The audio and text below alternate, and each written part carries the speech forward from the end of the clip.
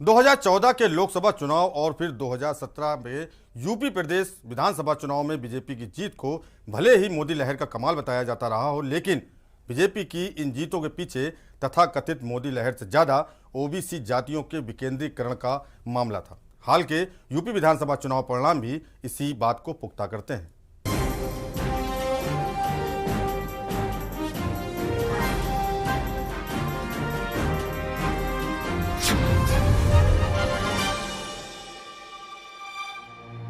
नमस्कार, के न्यूज की खास पेशकश क्लीन स्वीप का राज में आपका स्वागत है। मैं हूं प्रबुद्ध चौहान। हम बात कर रहे हैं कि आखिर किसान आंदोलनों और तमाम विरोधों के बाद भी बीजेपी क्लीन स्वीप करने में कैसे कामयाब रही और खासकर पश्चिमी यूपी के जाट गुर्जर वोटों में सेंधमारी कैसे की। पिछले सालों में बीजेपी ने गैर यादव ओबीसी और गैर जाटों दलितों के बीच जमकर काम किया और पिछले एक साल में पार्टी ने अपनी इस मुहिम को ज्यादा तेज कर दिया था। मिसाल के लिए 17 अक्टूबर और 31 अक्टूबर के बीच बीजेपी ने कुम्हार, राजभर, नाई, नामदेव, निषाद, लोधी, पाल, सैनी, तेली, चौरसिया सहित राज्य की ओबीसी जातियों के 17 अलग अलग जातीय सम्मेलन किए थे। साफ तौर पर इस तरह के आयोजन से पार्टी का उद्देश्य ओबीसी जातियों की अलग अलग पहचान को स्थापित कर उन्हें विभाजित रखना था। उत्तर प्रदेश चुनाव के परिणाम सामने हैं। फिर से बीजेपी ने सरकार में वापसी की है। उसे 403 सीटों में से 255 सीटें मिली हैं। सीटों की संख्या पिछली बार से 57 कम है, लेकिन इससे सत्ता समीकरण में बड़ा बदलाव नहीं होने जा रहा।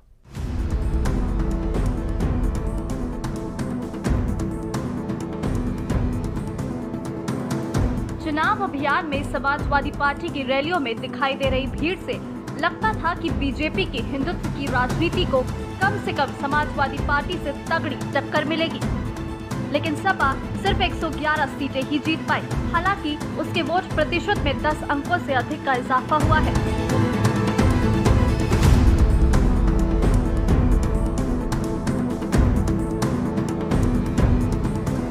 यूपी विधानसभा चुनाव के परिणाम आने के बाद सवाल उठता है कि आखिर किसान आंदोलन, बेरोजगारी, महंगाई, कोरोना और छुट्टे साड़ों सहित अन्य जरूरी मुद्दों का असर चुनाव के परिणामों में क्यों नहीं दिखाई दिया।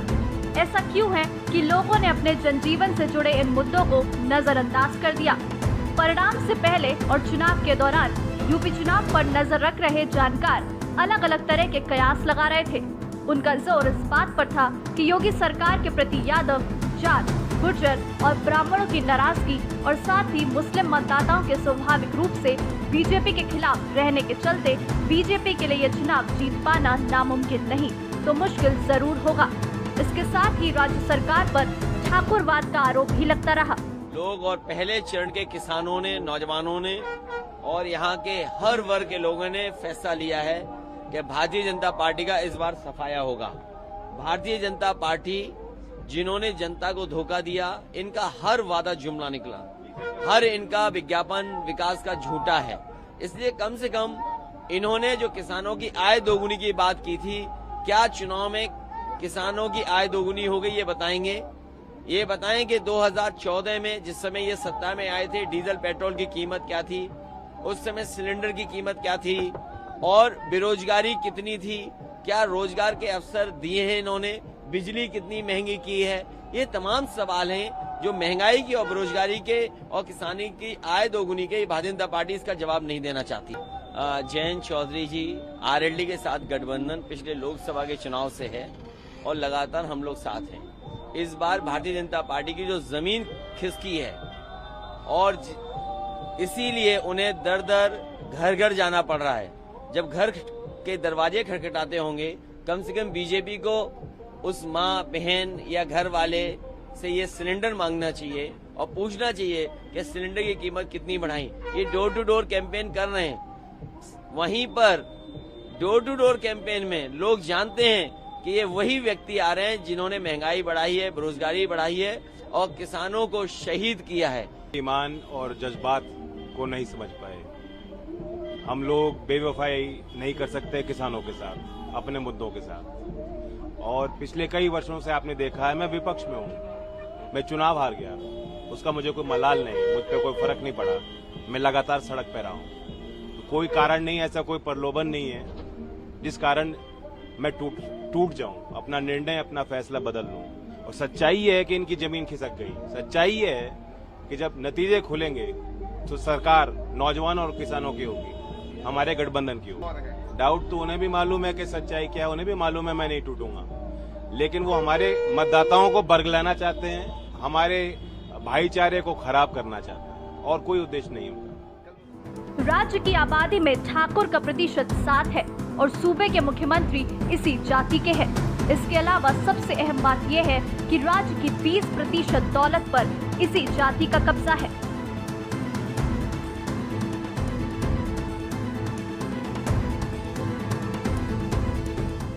पिछले सालों में बीजेपी ने उत्तर प्रदेश के जातीय समीकरण को किसी भी अन्य पार्टी की तुलना में अधिक और तवज्जो दी और गैर यादव ओबीसी और गैर जाटो दलितों के बीच अपने वोटर बनाए।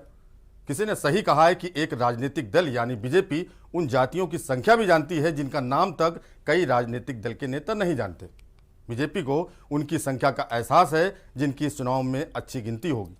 इन जातियों की संख्या किसी भी विधानसभा में 2 से 3 हजार के बीच होती है और एक विधानसभा के अंदर ऐसी जातियां 15 से 20 के बीच होती हैं। कश्यप, प्रजापति, राजभर, चौरसिया सहित कुछ ऐसी ओबीसी जातियां भी हैं जिनकी संख्या 100 से अधिक विधानसभा सीटों में 30,000 से ज्यादा है। खास बात यह भी है कि इन ओबीसी जातियों का वोट प्रतिशत भी अन्य जातियों की तुलना में अधिक रहता है। उत्तर प्रदेश के शहरों में इनकी संख्या ज्यादा है।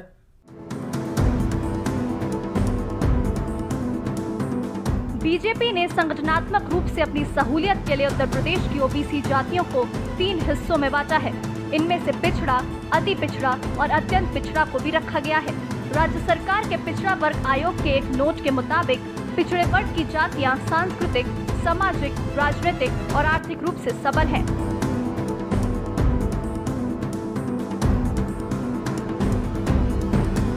और अति पिछड़ा जातियां उपरोक्त जातियों की तुलना में चारों ही स्तरों पर कमजोर हैं।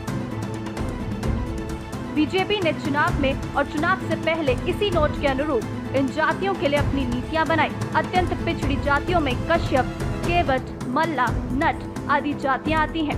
वहीं अति पिछड़ा में लोधी, राजपूत, काची कुशवाहा, गडेरिया, पाल, बघेल, मौर्य एवं अन्य। इसके साथ ही नोट के अनुसार यादव, यदुवंशीय, पटेल आदि जातियों को पिछड़ी जाति के तहत रखा गया है। पहले खाद्यान्न विपक्षी दलों के नेता खा जाते थे, गरीब को तो कुछ मिलता ही नहीं था, गरीब देखता रह जाता था। आज गरीब को खाद्यान्न देने का कार्य किया जा रहा है, मकान दिया जा रहा है। अगर मैं आपके इसी जनपद में देखूं, भाइयों बहनों, अकेले आपके आजमगढ़ जनपद में 48,736 परिवारों को 584 करोड़ 83 लाख 20,000 रुपए की राशि आवास योजना के लिए ग्रामीण क्षेत्र में अवमुक्त किया गया और शहरी क्षेत्र में 28,542 लाभार्थियों को 521 करोड़ 13 लाख रुपए की धनराशि उपलब्ध करवाई गई। और यहां रुकेंगे छोटे ब्रेक के लिए, जल्द हाजिर होते हैं।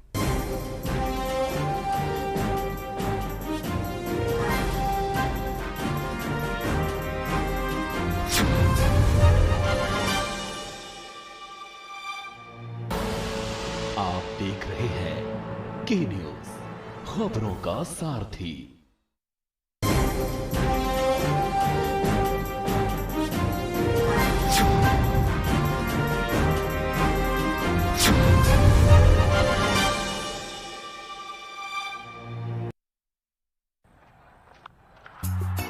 Yes!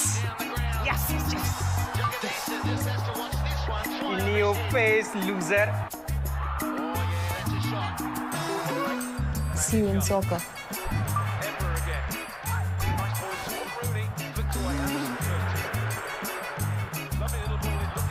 Yes! जी हाँ, predict cricket and football results and win cash only on Sky 247, anywhere, anytime, 24/7 entertainment, only on Sky 247. Asshole. Download the Sky 247 app today. This game involves an element of financial risk and may be addictive. Please play responsibly at your own risk.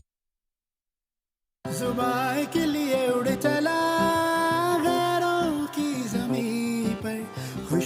अपनेपन की ढूंढता और दूर कितना भी जा, इस जुबान से दूर ना जा पाओगे। विमल, बोलो जुबान केसरी।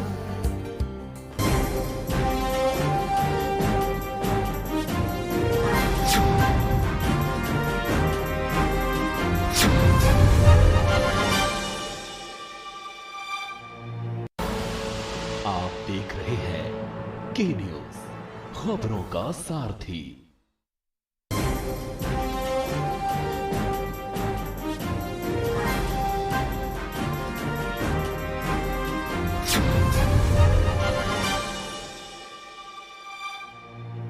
विधानसभा चुनाव से पहले उत्तर प्रदेश में हुए पंचायत चुनाव में भी जातियों के इस समीकरण को अच्छी तरह से दर्शाते हुए देखा गया। अति और अत्यंत पिछड़ा वर्ग को आकर्षित करने के लिए बीजेपी ने राज्य में मट्टी कला बोर्ड, केश कला बोर्ड, भेड़ कला बोर्ड और विश्वकर्मा बोर्ड का गठन किया और इन जातियों के लोगों को बोर्डों का प्रमुख बनाया। राज्य ओबीसी आयोग में भी इन जातियों को उनके प्रभाव के अनुरूप जगह दी। योगी सरकार ने सैनी को ओबीसी आयोग का अध्यक्ष बनाया। ध्यान देने वाली बात यह है कि इन तबकों के लोग लंबे समय से किसानी पर जो यादव जैसी ओबीसी जातियों के होते हैं निर्भर हैं और इसी वजह से यादव और इनके बीच टकराव की स्थिति भी बनी रहती है। अक्सर गांव में किसानों और इस तबके के रिश्ते अच्छे नहीं होते और इसका असर चुनाव में भी दिखता है।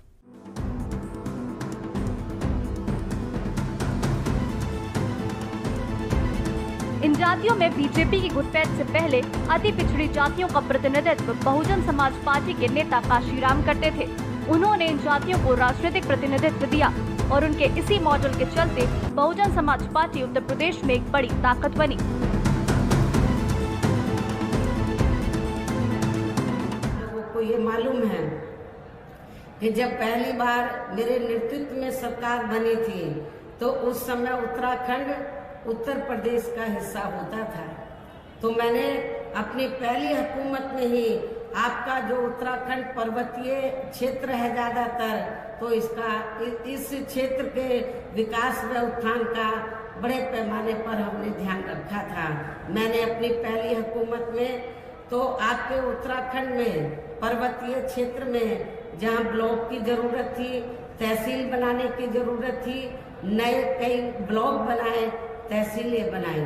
ये भी मैं उत्तराखंड के लोगों को बताना चाहती हूँ। आपके कुमाऊं मंडल में तो प्लेन एरिया में, तराई के एरिया में, वहाँ लोगों की ये दिली तमन्ना थी कि एक नया जिला बनाए। मैंने उधम सिंह जी के नाम से एक नया भी जिला बनाया।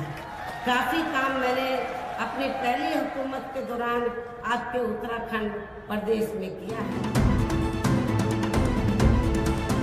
बसपा की ताकत का कारण 20% दलितों के साथ 35 से 40% अति और अत्यंत पिछड़ा वर्ग का खड़े होना था। राज्य के पिछले चुनाव परिणामों पर नजर डालें, समझा जा सकता है कि यूपी में जिस भी पार्टी को इस वर्ग, अति और अत्यंत पिछड़ा वर्ग का बड़ा हिस्सा वोट करता है वो पार्टी मजबूत होती है। ये बात बीजेपी ने 1990 के दशक में ही समझ ली थी। हालांकि उसे समीकरण के लाभ के लिए 2014 तक का इंतजार करना पड़ा।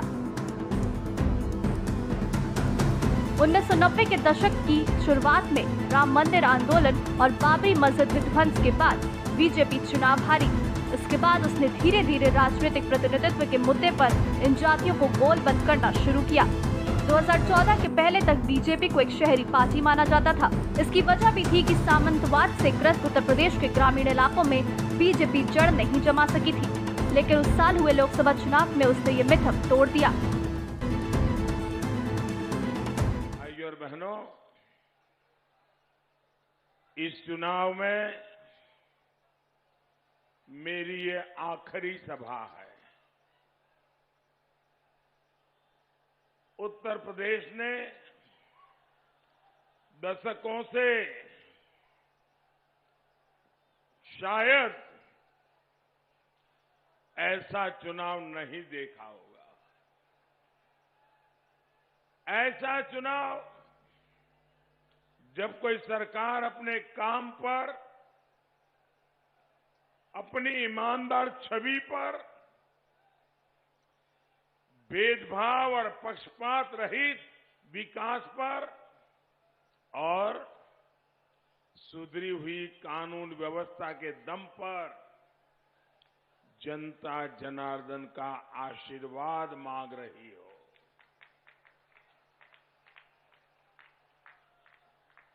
मुझे एक इंटरव्यू में मीडिया ने पूछा था, तब मैंने कहा था ये चुनाव प्रो इनकम्बेंसी चुनाव है और सबसे बड़ी बात, जनता भी खुद ही बाहर निकलकर इस सरकार की वापसी का झंडा बुलंद कर रही है।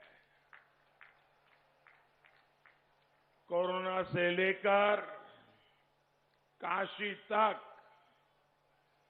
बांदा से लेकर बहराइच तक डबल इंजन की सरकार की ही हुंकार एक एक नागरिक कर रहा है।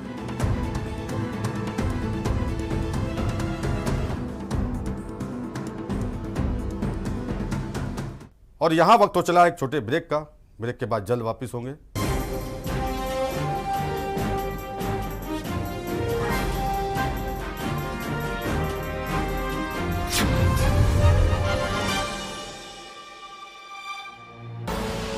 आप देख रहे हैं के न्यूज, खबरों का सारथी। पहले दिल्ली अब पंजाब संवारने की बारी। प्रचंड जीत के बाद शपथ की भव्य तैयारी। सत्ता के सिंहासन पर बैठेंगे भगवंत मान। भगवंत मान बनेंगे पंजाब का अभिमान। मान के हाथ होगी सीएम पद की कमान। मैं शपथ लेता हूं। बुधवार दोपहर 12 बजे से लगातार सिर्फ के न्यूज इंडिया पर।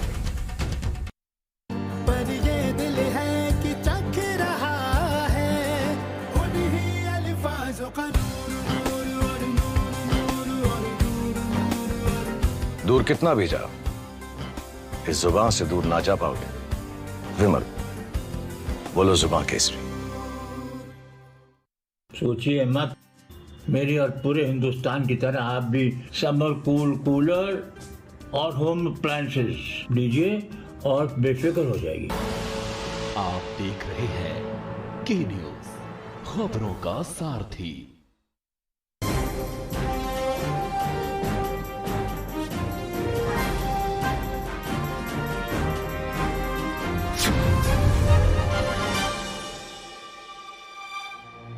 बीजेपी ने पिछले सालों में उत्तर प्रदेश जैसे सामंतवादी समाज में भूस्वामी वर्ग और भूमिहीन या कम भूमि वाले वर्ग के बीच के अंतर्विरोध को जन परिचालन का मुद्दा बनाया। इन ओबीसी वर्गों के लिए आज भी सामाजिक सुरक्षा बड़ा मुद्दा है। इन जातियों के पास SC/ST कानून जैसा संवैधानिक कवच भी नहीं है। ये हुनरमंद जातियां हैं और उत्पादन में लगी हुई हैं। अपने उत्पाद की बिकवाली के लिए बाजार पर निर्भर है। साथ ही रही सही जमीन पर दबंग जातियों कब्जा हो जाने का डर भी इनमें होता है। इन जातियों के वोट करने के पैटर्न में सामाजिक सुरक्षा और आत्मसम्मान जैसे मुद्दे महत्वपूर्ण भूमिका निभाते हैं। इन जातियों को लगता है कि राजनीतिक भागीदारी होने से इन मुद्दों का समाधान हो सकता है, जो एक हद तक सही भी है। जैसे जब दलित जातियां राजनीतिक तौर पर मजबूत हुई तो उनके ऊपर होने वाले अत्याचार का विरोध भी बढ़ा और अब वे अत्याचार का विरोध मजबूती के साथ कर पाते हैं। ओबीसी जातियां राजनीतिक रूप से मजबूत हुई हैं, उनकी भी सामाजिक और आर्थिक सुरक्षा बढ़ी है और इसलिए भी आरक्षण का सवाल इन जातियों के लिए उतना महत्वपूर्ण नहीं है। नौकरी, पढ़ाई या ग्राम पंचायत या नगर पंचायत में इनका प्रतिनिधित्व है ही नहीं। इनके लिए वहाँ कोई विशेष अवसर भी नहीं है। इसलिए ये उत्तर प्रदेश में इन बातों को मुद्दा नहीं मानती। इनको सीधे तौर पर ऐसे मुद्दों से लाभ नहीं मिलता है। किसानों के लिए लाई गई योजनाओं से इन जातियों को कोई फायदा नहीं होता। यदि ये योजनाएं ना भी हो तो अति पिछड़ों और अत्यंत पिछड़ों को खास फर्क नहीं पड़ेगा। जब तक आरक्षण को इन 3 वर्गों में बांटने की बात नहीं होती, तब तक आरक्षण को बचाने के लिए भी ये जातियां पिछड़ों और दलितों के साथ नहीं आएंगी, बल्कि वे कहेंगी कि जब हमें नहीं मिल रहा तो वो खत्म ही हो जाए तो अच्छा है। आरक्षण की लड़ाई जरूरी तो है, लेकिन अभी उनके लिए उतनी जरूरी नहीं जितनी ओबीसी जाति के लिए है।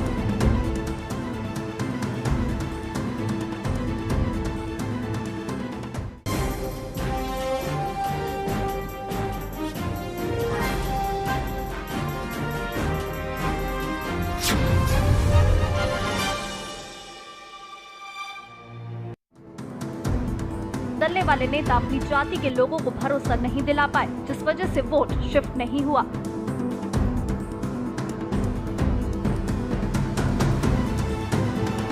जाति के आधार पर बनी पार्टियों के साथ गठबंधन का फायदा तो होता है, लेकिन एक तो नेता को अपने साथ मिलाने से पूरे समाज का वोट मिलता हो, ऐसा नहीं है। ओपी राजभर की पार्टी से गठबंधन के अलावा लेकिन स्वामी प्रसाद मौर्य के आने से मौर्य समाज का पूरा वोट उन्हें मिल जाएगा। शायद यह अखिलेश की भूल थी, इस लिहाज से बीजेपी का गणित ठीक रहा था। सीटों के हिसाब से इस ट्रेंड को समझने की जरूरत होगी कि जिन छोटे दलों के साथ अखिलेश ने गठबंधन किया, उनका कितना वोट किस पार्टी को ट्रांसफर हुआ। दूसरे पहलू से अगर देखा जाए तो कोरोना महामारी सदी की सबसे बड़ी महामारी थी। अगर उस वक्त राज्य और केंद्र सरकार गायब थी तो विपक्ष के तौर पर अखिलेश भी जमीन पर नजर नहीं आए। वैक्सीन भाजपा दे रही है, मेडिकल कॉलेज भाजपा दे रही है, सुरक्षा भाजपा की सरकार ने दिया है। और भाइयों बहनों, शाहजहांपुर की जब बात करते हैं तो ये तो क्रांति की भूधरा भी है। एक तरफ हनुमत धाम है और दूसरी तरफ पंडित राम प्रसाद बिस्मिल, ठाकुर रोशन सिंह और अस्फाउल्लाह खां जैसे क्रांतिकारियों का भव्य स्मारक भी अब तो शाहजहांपुर में हमारी सरकार ने बना दिया है। यूपी जैसे बड़े राज्य जो गरीब भी है, पिछड़ा भी है, वहाँ कोरोना महामारी की दूसरी लहर में कहर सबसे ज्यादा बरपा था। बीजेपी के खिलाफ लोगों में गुस्सा था। अखिलेश उस गुस्से को कैश नहीं कर पाए। उस वक्त लोगों के बीच में नदारद थे। अगर उस वक्त लोगों के बीच वो होते, उनके आंसू पोंछते, तो लोगों के अंदर एक विश्वास जगता कि सत्ताधारी बीजेपी की जगह उनके पास समाजवादी पार्टी एक विकल्प है। बीजेपी ने फ्री राशन से बचाव किया और लोगों का वो खोया भरोसा दोबारा जीता, लेकिन अखिलेश ऐसा नहीं कर पाए और चुनावी मैदान में बहुत देर से कूदे। अन्य कार्य कराए हैं। यहां पर 7,93,824 परिवारों को निःशुल्क खाद्यान्न उपलब्ध करवाने का कार्य हो रहा है। और यही नहीं, जनपद में एक जनपद एक उत्पाद, 1 डिस्ट्रिक्ट 1 प्रोडक्ट के अंतर्गत 98 लाभार्थियों को 7 करोड़ 12 लाख का ऋण भी यहां पर उपलब्ध करवाया गया है। 1,93,982 पंजीकृत श्रमिकों को यहां पर शासन की विभिन्न योजनाओं से जोड़ने का कार्य किया गया है। सरकार की हाल की, खासकर कोरोना के समय की राशन वितरण व्यवस्था ने भी इन तबकों को बीजेपी की ओर आकर्षित किया। पहले ग्रामीण इलाकों में जजमानी व्यवस्था के तहत किसान जातियों से इनको अनाज मिलता था, लेकिन कोरोना काल से सीधा सरकार से राशन मिला तो इन जातियों को ये स्वाभाविक रूप से बेहतर व्यवस्था लगी और इसने उनके अंदर बीजेपी के प्रति विश्वास पैदा किया। मजदूर और भूमिहीन जाति के लिए राशन बड़ा सवाल है और बीजेपी इनको ये समझाने में कामयाब रही कि उन्हें राशन मोदी ने दिलाया। के न्यूज़ की खास पेशकश क्लीन स्वीप का राज में फिलहाल इतना ही। देश और दुनिया की बाकी खबरों के लिए देखते रहिए के न्यूज़ इंडिया। नमस्कार।